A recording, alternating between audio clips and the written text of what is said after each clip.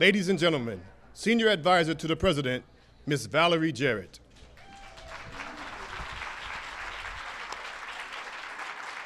I'm back. First of all, I want to thank our first panel again, moderated by Mika. We had just a terrific panel with Karen and Jean and Cece and Joe. How about a round of applause for them? Weren't they great? I also want to mention that we've also been joined by the Attorney General, Eric Holder, the Secretary of Health and Human Services, Kathleen Sebelius, and the Secretary of Labor, Hilda Solis. Welcome. Delighted to have you with us. And some amazing people who are right behind me. So, as I mentioned in my opening remarks, tone starts at the top. And we are so fortunate in the administration, at the Council of Women and Girls, to have a president who has lived a life surrounded by women and girls, and therefore he comes to this job prepared to support us, to counsel us, offer us advice and guidance and wisdom each and every step of the way. And that's why everything that you read in the report that we released today was because of his leadership. So with that, please join me in welcoming the President of the United States, President Obama.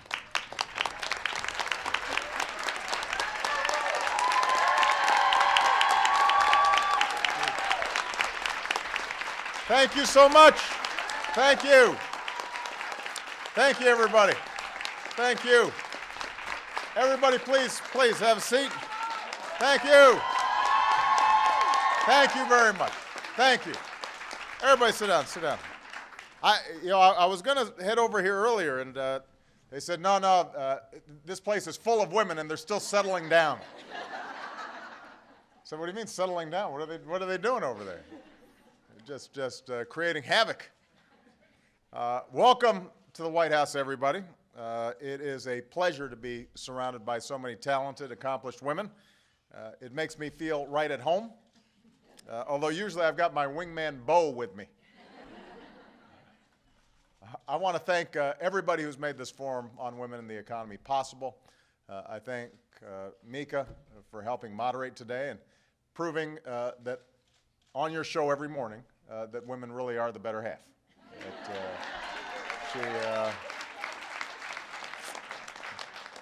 Joe's not denying it. He's not denying it. I want to thank the members of my cabinet and administration who are participating today. And I want to thank all of you who've come today lending your time and your energy to the critical cause of broadening opportunity for America's women. Now, right now, no issue is more important than restoring economic security for all our families in the wake of the greatest economic crisis since the Great Depression. And that begins with making sure everyone who wants a job has one. So we welcome today's news.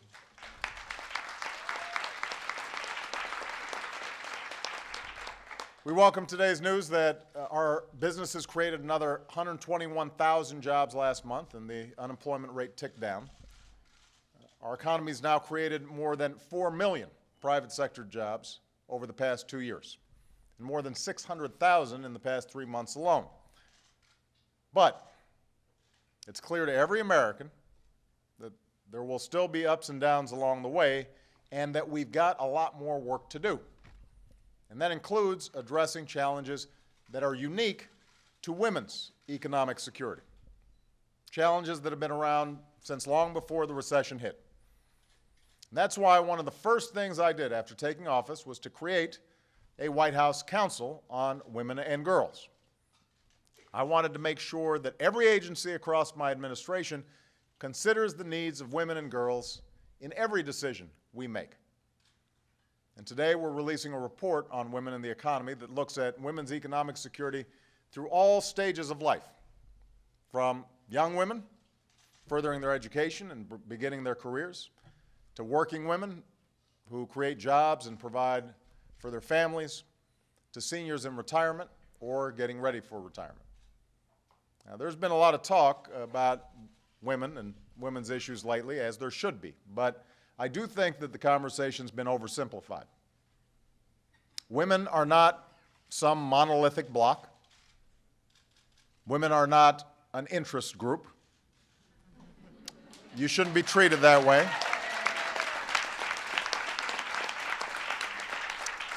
Women are over half this country and its workforce. Not to mention 80% of my household if you count my mother-in-law. And I always count my mother-in-law. Every decision made by those of us in public life impacts women just as much as men. And this report you all have explains some of what we've done to try to lift up the lives of women and girls in this country. But I'd like to spend some time talking about why we've done what we've done. For me, at least, it begins with the women who've shaped my life. I grew up the son of a single mom who struggled to put herself through school and make ends meet, had to rely on food stamps at one point to get us by. But she earned her education. She made it through with scholarships and hard work. And my sister and I earned our degrees because of her motivation and her support and her impact. I've told this story before. She used to wake me up before dawn when I was living overseas, making sure that I was keeping up with my American education. And when I'd complain, she'd let loose with, "This is no picnic for me either, Buster." And that's part of the reason why my sister chose to become a teacher. When my mom needed help with us, my grandmother stepped up. My grandmother had a high school education. My grandfather got to go to college on the GI Bill. My grandmother wasn't afforded those same opportunities, even though she had worked on an assembly line, a bomber assembly line in World War II. Nevertheless, she got a job at a local bank, and she was smart and tough and disciplined, and she worked hard, and eventually she rose from being a secretary to being vice president at this bank. And I'm convinced she would have been the best president that bank had ever seen if she had gotten the chance. But at some point she hit the glass ceiling, and for a big chunk of her career, she watched other men that she had trained, younger men that she had trained, pass her up that ladder. And then there's the woman who once advised me at the law firm in Chicago where we met.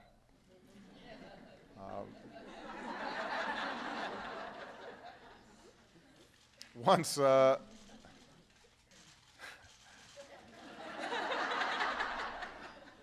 she gave me very good advice. That's why I decided to marry her. And once Michelle and I had our girls, she gave it her all to balance raising a family and pursuing a career.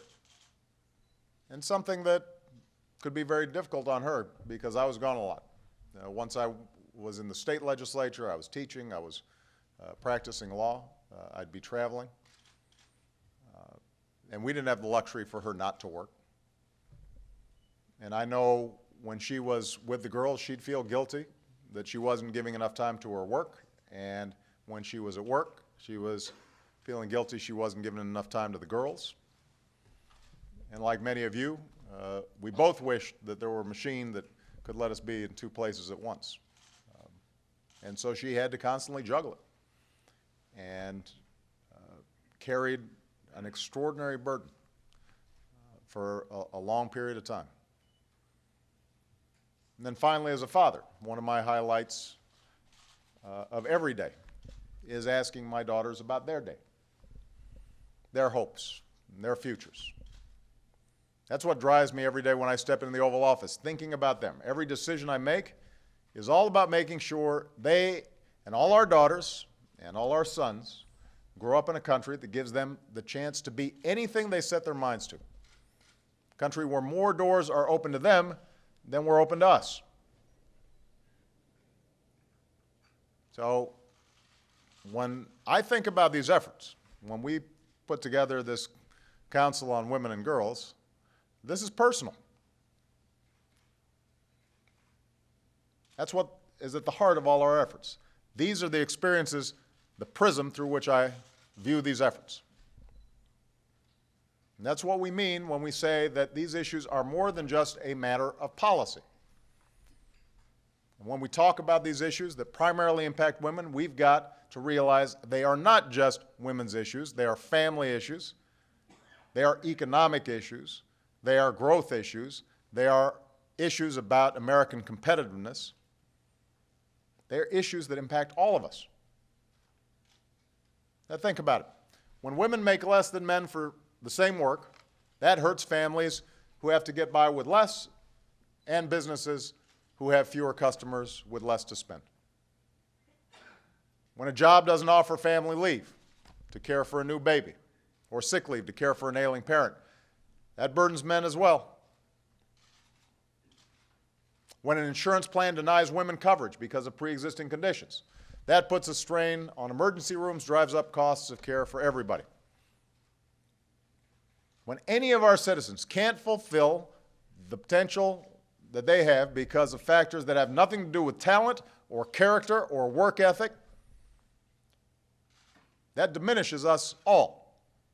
It holds all of us back. And it says something about who we are as Americans. Right now, women are a growing number of breadwinners in the household. But they're still earning just 77 cents for every dollar a man does. Even less if you're an African American or Latina woman.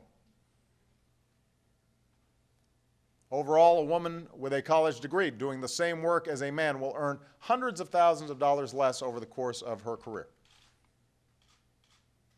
So closing this pay gap, ending pay discrimination, is about far more than simple fairness.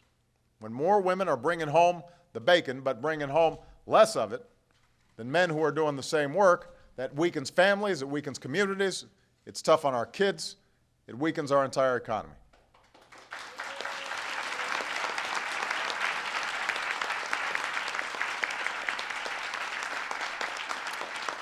Which is why the first bill I signed into law was the Lilly Ledbetter Act, Fair Pay Act. To make it easier for women to demand fairness, equal pay for equal work. We're pushing for legislation to give women more tools to fight pay discrimination. And we've encouraged companies to make workplaces more flexible so women don't have to choose between being a good employee or a good mom. More women are also choosing to strike out on their own. Today, nearly 30% of small business owners are women. Their businesses generate $1.2 trillion last year. But they're less likely to get the loans that they need to start up or expand or to hire, which means they often have to depend on credit cards and the mounting debt that comes with them. And that's why, through some outstanding work by Karen Mills and the SBA and other parts of our administration, we've extended more than 16,000 new loans worth $4.5 billion to women-owned businesses.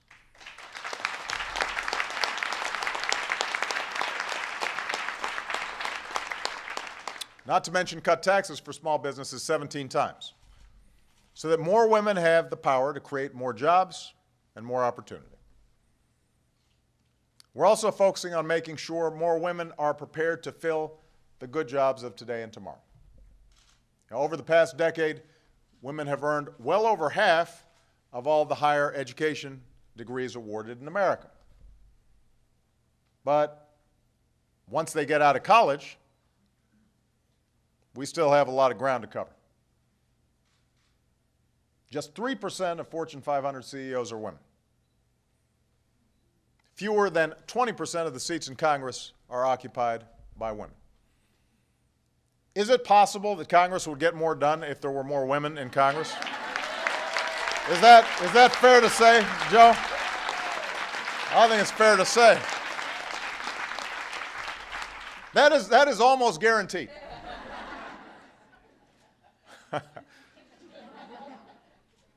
And while women account for 4 in 5 degrees in areas like education, which is terrific, because obviously there's no profession that is more important than teaching. We also have to recognize that only 2 in 5 business degrees go to women. Fewer than 1 in 4 engineering and computer science degrees go to women. They make up just 25% of the workforce in the science and technical fields. No unspoken bias or outdated barrier should ever prevent a girl from considering careers in these fields. When creativity is limited or ingenuity is discouraged, that hurts all of us. It denies America the game-changing products and world-changing discoveries we need to stay on top. We've got to do more to encourage women to join these fields as well. Make it easier to afford the education that's required to make it. Send a clear message to our daughters, which I'm doing every night. Math, science, nothing wrong with it. A lot right with it. We need you to focus. That's why our education reform, Race to the Top, has put a priority on science and technology and engineering and math education. It's rewarded states that took specific steps to ensure that all students, especially underrepresented groups like girls, have the opportunity to get excited about these fields at an early age. And we've helped more than 2.3 million more young women afford to pursue higher education with our increases in the Pell Grants. That's good news.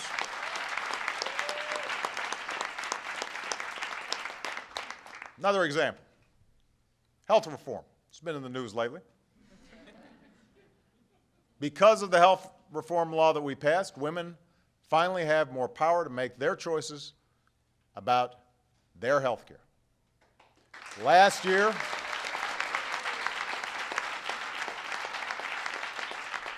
more than 20 million women received expanded access to preventive services like mammograms and cervical cancer screenings at no additional cost. Nearly 2 million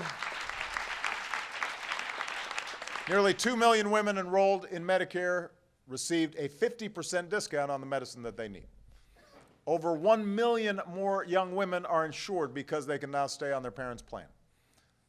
Later this year, women will receive new access to recommended preventive care, like domestic violence screening and contraception at no additional cost.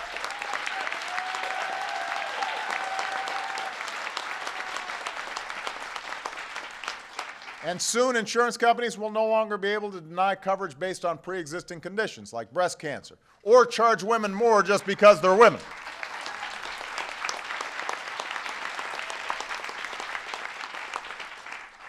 We don't know, we haven't gotten on the dry cleaning thing yet, though. I mean, I know that that's still frustrating, I'm sure.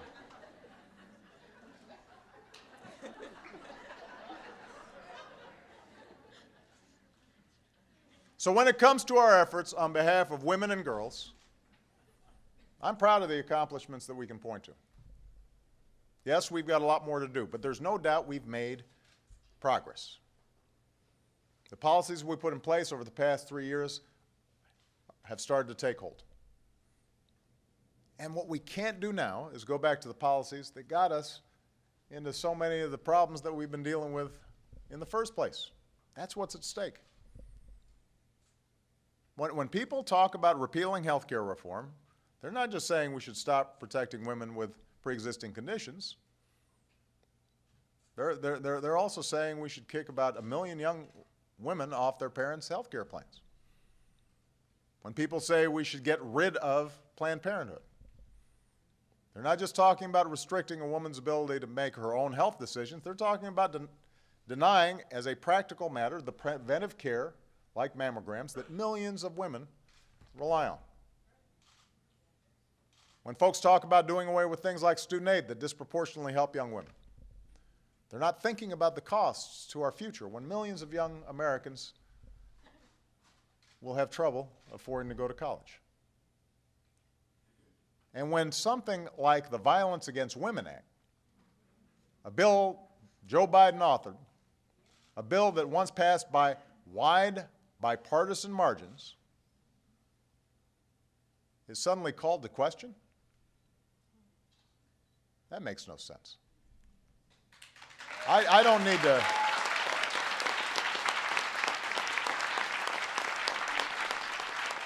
That's not something we should still be arguing about. Now, I don't need to tell anybody here that progress is hard. Change can come slow. Opportunity and equality don't come without a fight. And sometimes you've got to keep fighting even after you've won some victories. Things don't always move forward. Sometimes they move backward if you're not fighting for them. But we do know these things are possible. And all of you are proof to that. This incredible collection of accomplished women, you're proof of change. So is the fact that for the first time in history, young girls across the country can see 3 women sitting on the bench of the highest court of the land.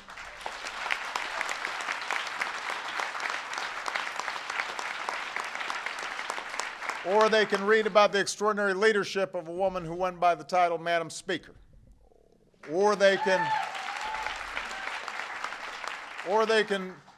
turn on the news and see that one of the most formidable presidential candidates and senators we ever had is now doing as much as anybody to improve America's standing abroad as one of the best secretaries of state that we've ever known.